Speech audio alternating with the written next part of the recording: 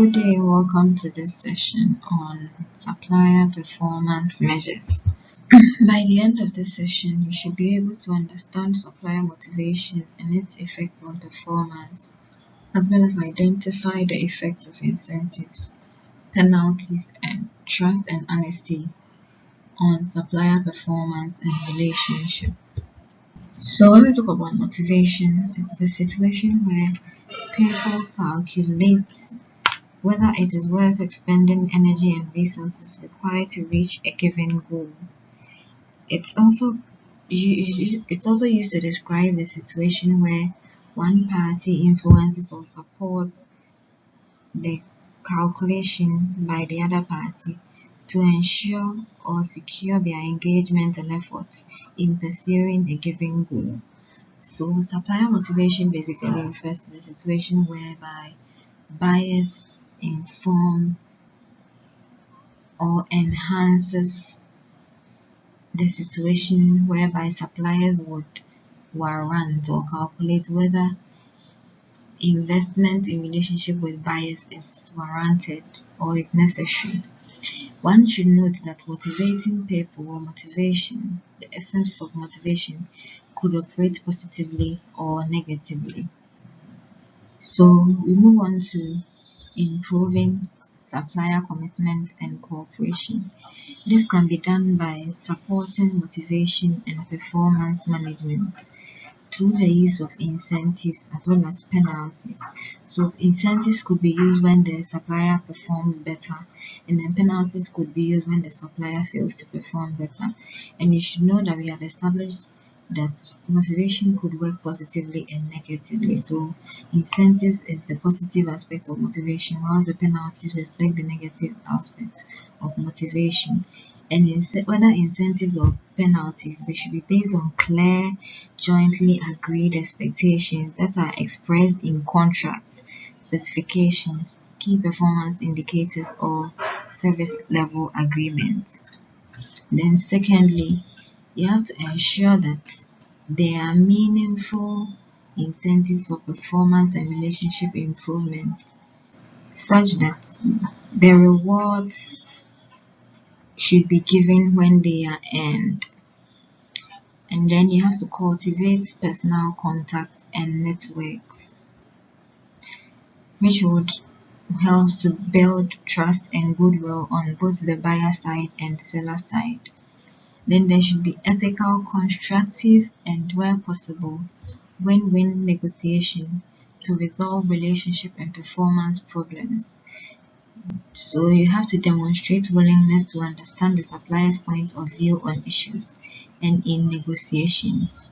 You have to also engage suppliers in co-investment and co-development through collaborative product development, planning and training, systems integration, gain sharing, and so on, so that performance of the supplier is enhanced and then there is a win for the supplier as well as the buyer.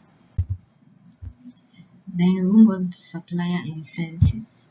So incentives are meant to motivate suppliers to perform to their required standards and to improve the contracts and other performance management documents.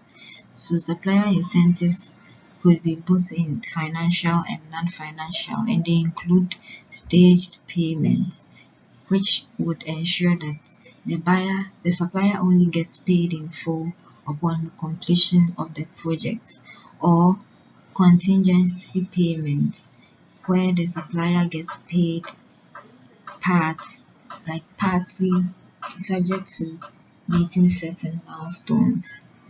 And then we have specific key performance indicators or improved targets.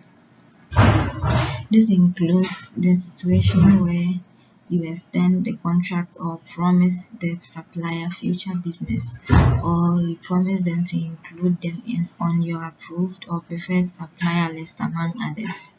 Then revenue or profit or gain sharing, where you allocate the supplier an agreed percentage or flat fee bonus for cost savings. In this instance, the supplier improvements should create added value revenue or profit for the buyer.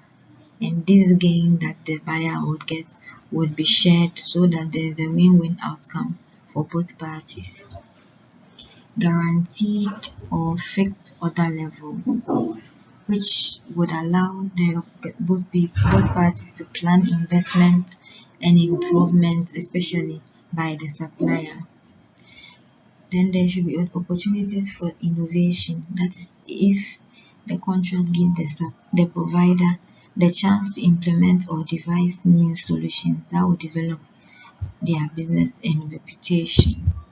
And then there should be positive feedback sharing, such as praise and thanks from the buying team for a job well done. This would also help to incentivize the suppliers to perform above expectations.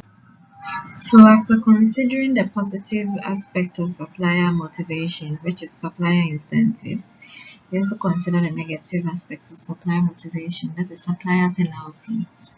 And supplier penalties are an alternative approach to encouraging or motivating suppliers to meet performance expectations through the use of threats or fear of being penalized for non-compliance with expectations.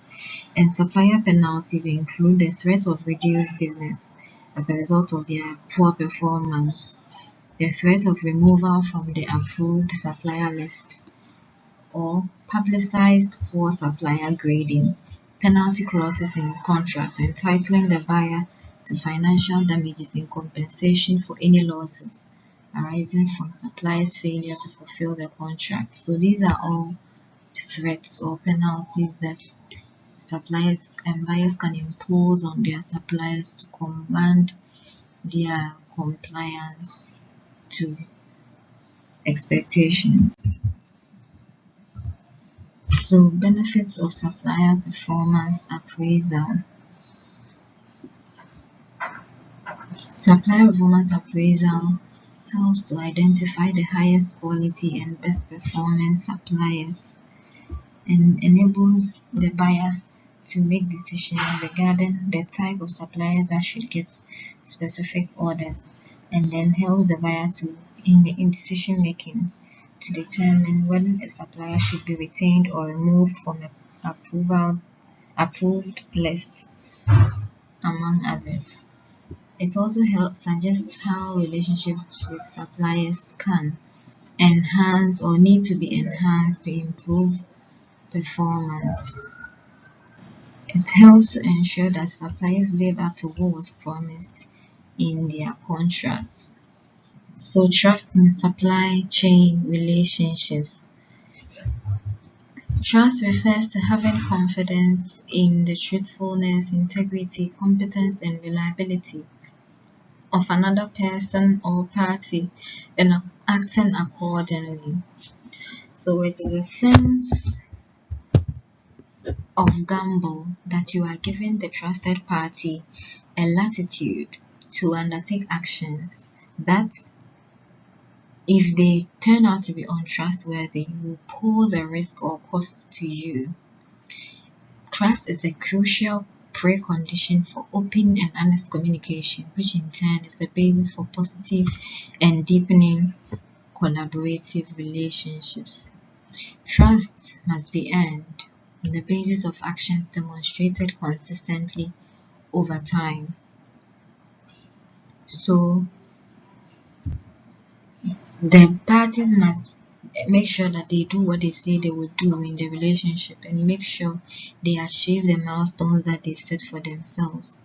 And they should avoid breaching confidentiality agreements, and they should also avoid failing to fulfill contract terms or promises so as to secure the trust of the other party. So this session has looked at how the performance of suppliers could be measured and the factors that could help improve suppliers' performance.